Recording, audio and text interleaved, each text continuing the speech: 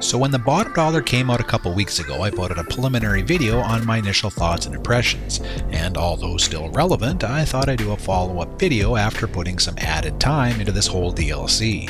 How much time? Well, enough to complete all the objectives for the career progress, which, if you're not familiar, is a lot. So after many hours and many second and third impressions, was my initial take off track?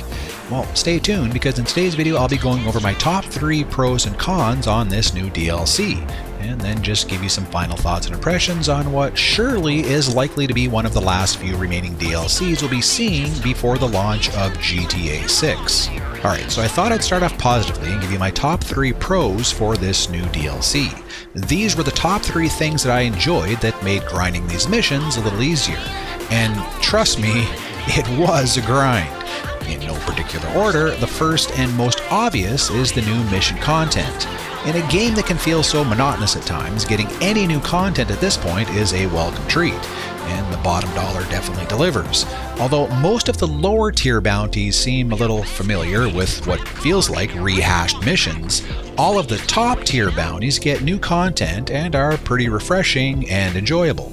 There's a lot of new and fun playthroughs that will definitely keep you interested. My second thumbs up goes to all the new vehicles we've received.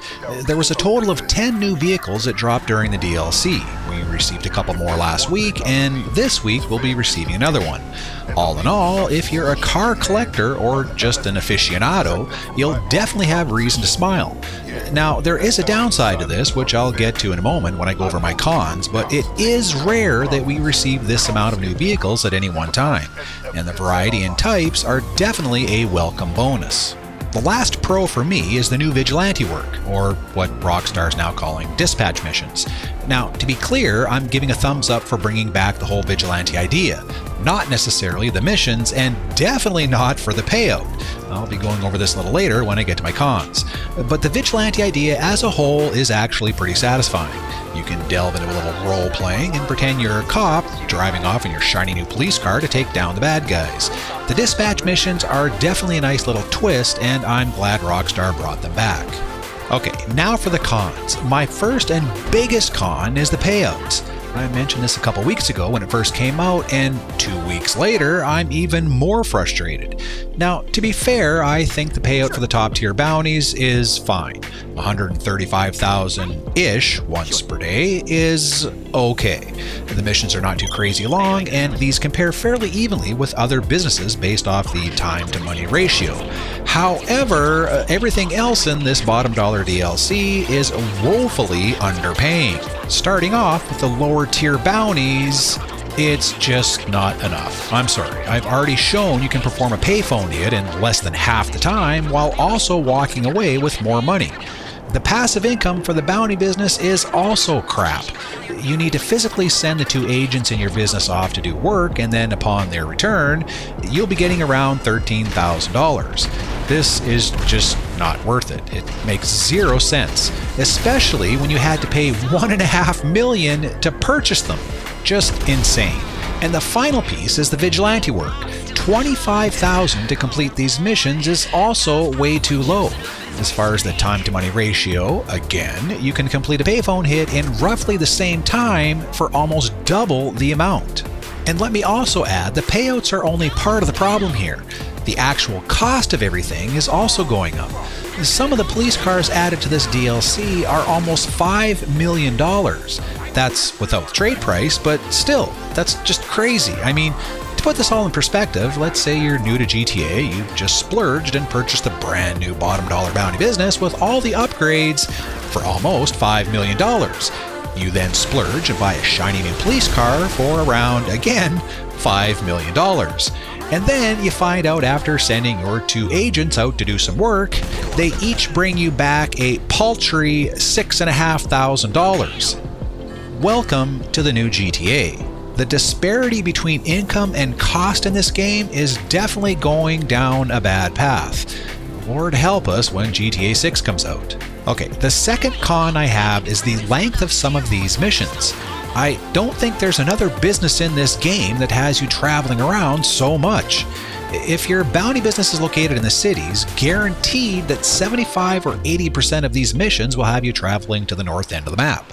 Now, this isn't so bad if you're able to fly, which you can on some of these, but no matter what the bounty mission you choose, what you cannot change is the fact that you'll always need to drive the fugitive back using this crappy van. And no, the cargo Bob will not pick up this van. Trust me, I've tried. It got to the point for me, really early on I might add, that as soon as I started a mission and found out I needed to go to, say, Paleto Bay, I would immediately quit the session and start over. I was more than content rinse and repeating this until I received something closer. It's just not worth it. The time it takes and the effort needed to drive this van on the roads in GTA, it ain't worth no $37,000. Alright, the last con for me, it might be limited to just me. I don't know. For some reason, when I perform these bounties, my stun gun will not work on some of these fugitives.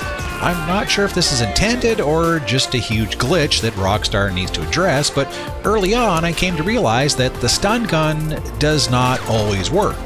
Now, going in, it was made clear that you can use the stun gun. It's plastered all over Rockstar's promotional images for this DLC, and it's actually included in one of the career progress bonuses.